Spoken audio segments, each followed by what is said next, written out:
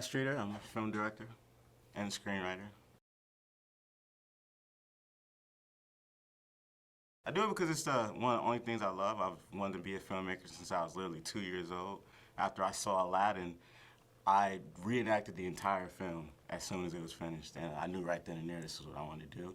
And another reason I do it is because it's a hell of a platform to talk to my people.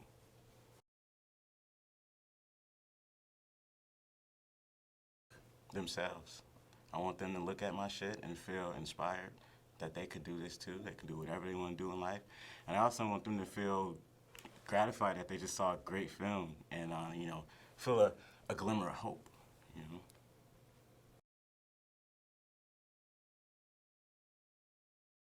Sci-fi.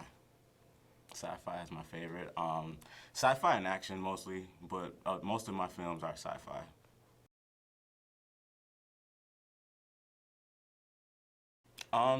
I guess the biggest difference is my patience. I have a lot of patience always on set, and just actors and actresses and anybody on set know that they can confide in me and that I'm gonna not judge them in any way and be the same person exactly every day.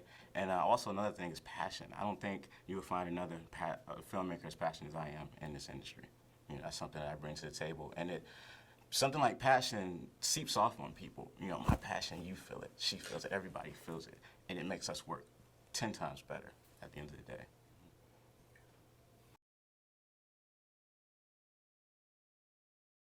When I was 10, I saw Pulp Fiction, unedited. That was my first introduction to Quentin Tarantino as a raw 10-year-old. And just seeing that, from going to like Aladdin and Lion King to fucking Go Get the Gimp, that inspires the shit out of you. It's like, oh, okay, I just saw that, now I'm seeing this. That means maybe I could make different kind of things too.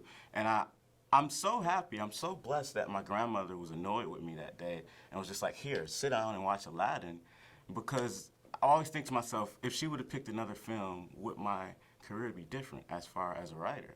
As far as the material I make, would I be, because a lot of my films are very wholehearted. I don't know if that's the right word I'm looking for, but very like, family. A lot of family could go see it, well, some of them are. And, Aladdin, I think Aladdin, just seeing that really tailored me to make, wholehearted films and stuff for family.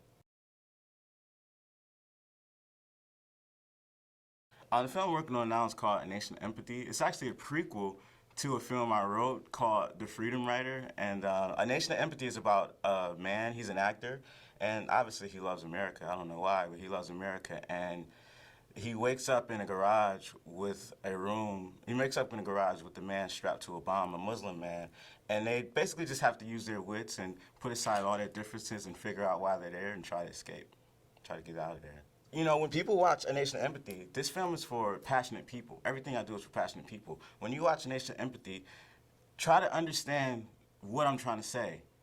Because yeah, it's about the actor waking up in the room, but there's something so much more sinister going on in that. And that's a metaphor for our lives, that we're so distracted by what's going on, we miss out on what's really going on.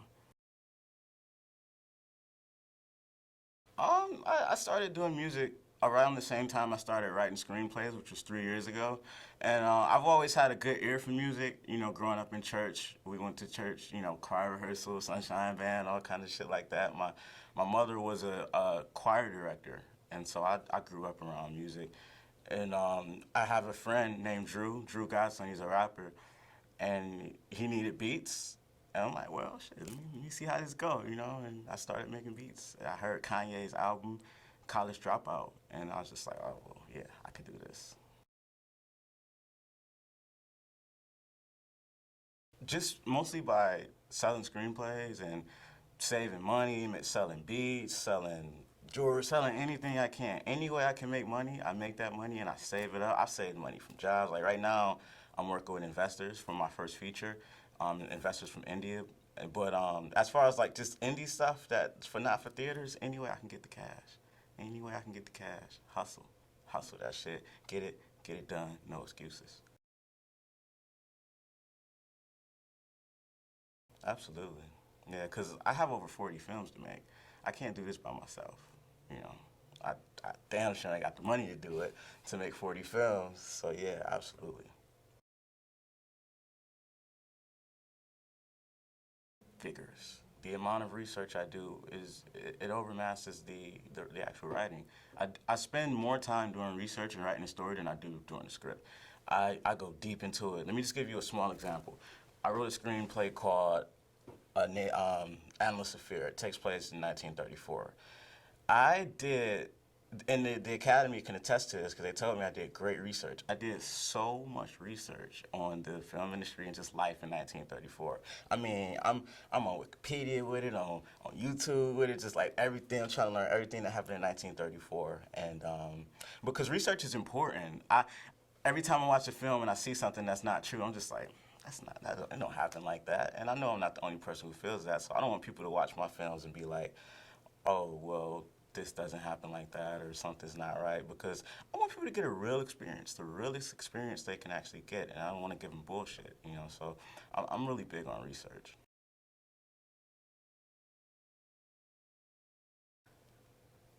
Man, I actually have a few of them. My dream projects are most of my sci-fi films. Rise of the Izumi Clan, which is actually the script I'm writing right now because I wrote a screenplay for 20th Century Fox. I don't really want to talk about the title. I don't want to get out there, but it's something that I plan on pitching in the future. But I just finished my second draft of that, so now I'm writing Rise of the Izumi Clan, and that's probably one of the biggest sci-fi films that ever be made. That and Sentience in the Universe, all three of them, because both of them are sagas. And also Hope in Valhalla is another phenomenal sci-fi masterpiece I've written and will direct.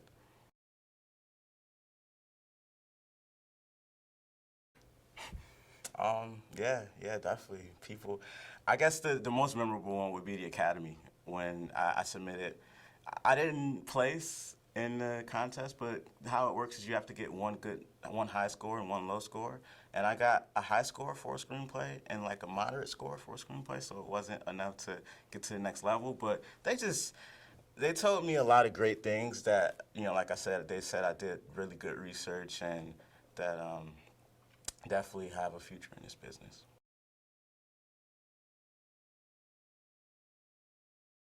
My plan for next year is to do every single thing I can to open up opportunities, not for just for myself, but for everybody who's passionate about something. You know, that's really big for me, is because, you know, as a young filmmaker who doesn't have many opportunities, I'm very empathetic. You know, my first short film is called A Nation of Empathy. You know, I'm a very empathetic person, so I know how hard it is. I know what it's like to not eat. I know what it's like to go weeks without eating and having no money and to do anything, so with no opportunities. So I want to put an end to that as much as I can for everybody, and just open up opportunities for people, and obviously make a film. Well, they can find me probably nowhere because I don't want to be bothered, but they could see my work when I release A Nation of Empathy. I'm going to release it. I'm submitting it to every Oscar qualifying festival in the world, and after the festival circuit, I'm putting it on my website so people can see it. But like I said, it's for passionate people. It's for passionate people, and it's gonna be free to watch. And you know, it's gonna be out there. I'm gonna put it out there on my website, filmscapepictures.com. And I also have a VR project I'm working on, and right now, I am working on exclusively releasing it through Sony VR because it's a VR short film, and I wanted to do that, so that would be another way they could see it. And hopefully theaters one day.